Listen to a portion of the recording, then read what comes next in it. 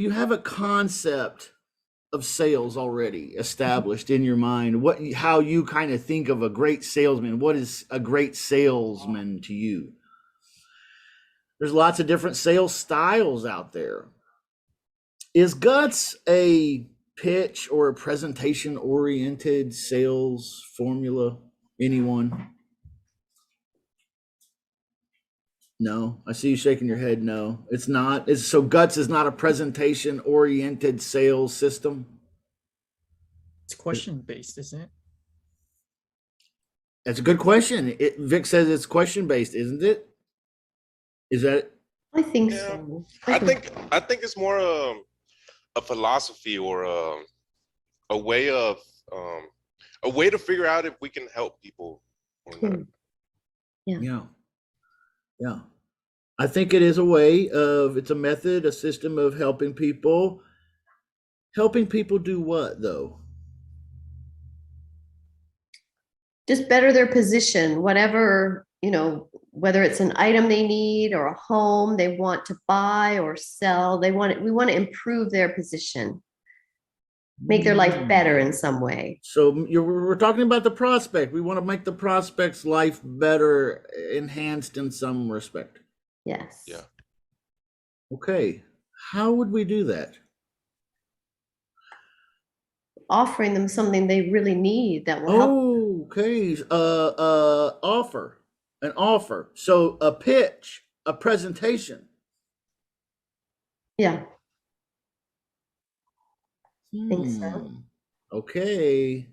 you guys see what I did right there? Deeper here, I think. Okay, wait a minute. Yeah, see, we're not. Yeah, I took us off the tracks there, because how are we going to meet that prospect's needs?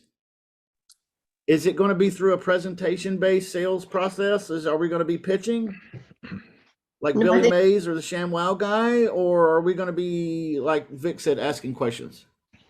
I think Vic's right. Asking questions. Asking questions. Right. So asking questions then leads to what?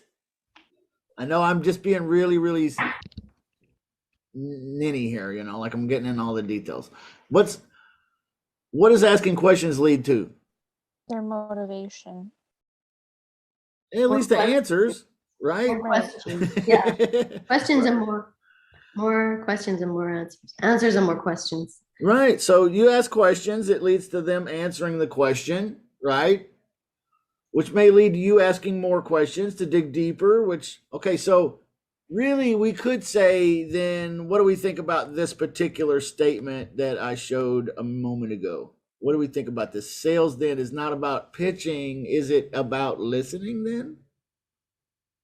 Yes. Okay. Yes. Why do we think that?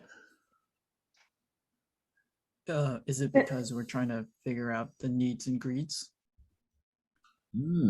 Okay. Yeah. So you're saying because we have to determine where on a scale of 1 to 10 that these people end up, and we'll never be able to do that unless we are listening. Okay. Yes. So how do we know what are we listening for?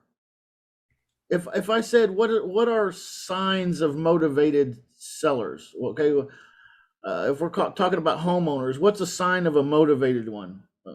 Pain. Okay, pain. Okay, but how would I hear pain? What would it sound like? Because I'm just talking to them over the phone, most likely. I'm going to have to determine this person's motivation level based on what it sounds like when I ask them questions and they answer. So what are some things that I should listen for? Pain, she says, but what might that sound like? Like, well, to be honest, I just want to do this or that.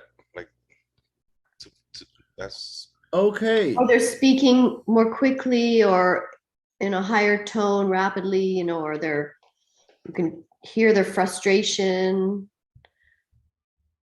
Yep. Okay, so there might be some emotional cues. Yes. Okay, that's a good answer. Anybody else with, so Gonzalo was saying they are like laying out like verbally, they're just saying, well, I'm going to do this or I'm going to do that. Like almost like there's desperation in their voice. Is that what I'm picking up there, Gonzalo? Is that what you mean? Yeah, it's like you're having a conversation and then you ask the right question and they're like, well, just to be honest, I need to sell it because of this or this situation. Once they start opening up and they start being honest, I think it's when we can get to their pain. Or they're making rash decisions, not thinking it through. Okay, so all of these things sound really intangible though. Like these are nonverbal cues I'm picking up in their voice or in their you know what I mean? In the meter of their voice or in the speed of their talking or in the slowness of their talking or in the lowness or the despondency in their voice. Or maybe the franticness and I'm scared and I don't know what I'm going to do, that type of sound. Yes. Okay, these are kind of non-verbal cues.